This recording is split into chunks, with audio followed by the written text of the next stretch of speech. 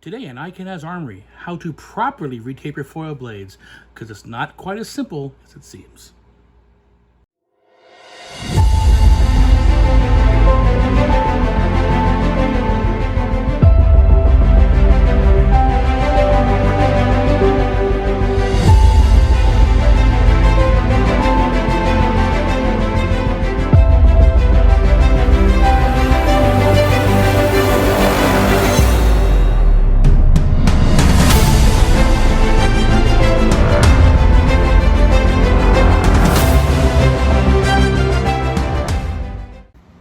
Okay, so let's talk taping your foil blade properly. There is a right way to do it. There's definitely a wrong way to do it. I've seen it so many times. The purpose of the tape is to insulate the blade from the top of the barrel to about 15 centimeters, a little under 6 inches, from the bottom of the barrel to here. That way, the light will function properly. Now, to understand that, you have to understand how the circuit works. Okay, so you have the blade with the wire here. You plug your body cord in.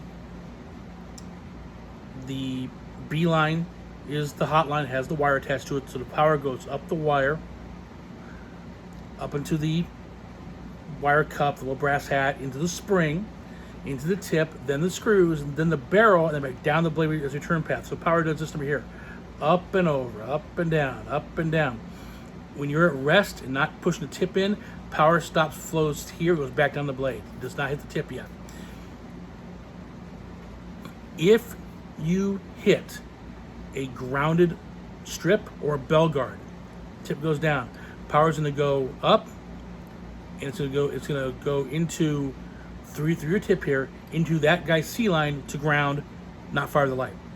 Hit an arm, a leg, ungrounded floor, circuit's open, there's no continuity, white light goes on, stop the action, no touch. If you hit valid target, power goes into the tip, into your opponent's lame, out his A line. So if your A line carries a charge, you've been hit. However, if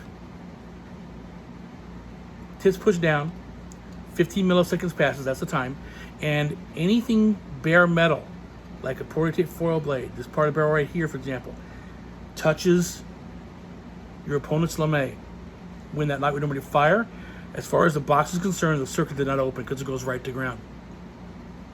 And it's called grounding out. And that means you can hit all day long, never going to get a light. It's a lousy way to lose a touch. On the other hand, it's a great way to gain touches if you're on the other side of that, which I have been. But that's why I have the tape all the way to the top of the barrel. So here's how you tape it. I use 1-inch gaff tape. You can use 3/4, I prefer 1.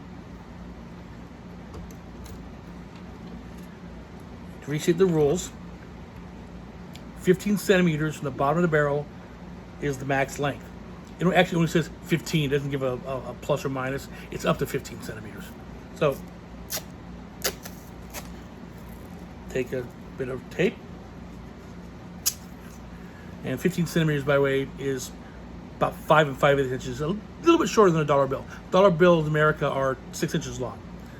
So I'm going to lay this tape, the base of the barrel, just a touch above it actually, not a whole lot above it, and down the length of the blade over the wire, and press it down. Now wire start on the wire side, because this is going to wrap around at least once, and I'll have 2 layers of tape on top of the wire to protect it. Why am I starting down here instead of up here, like some people do? So that if I have to tighten the barrel, I just pull the top tape off and I have the flats exposed. So I'm going to run my way around it and push it against the blade.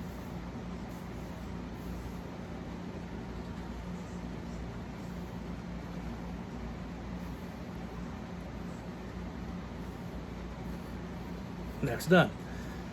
Now, as far as the top part goes, you only need that much. Okay, wrap and a half at max. If you put too much tape on, it won't be any more insulated, but it will maybe gum up the weight. It won't pass weight because it's catching on the inside.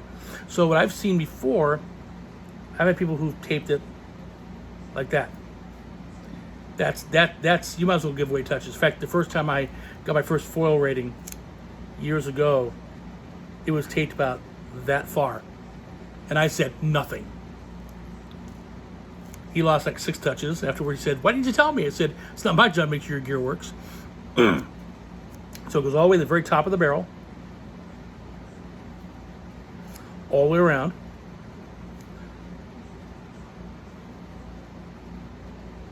And there you go.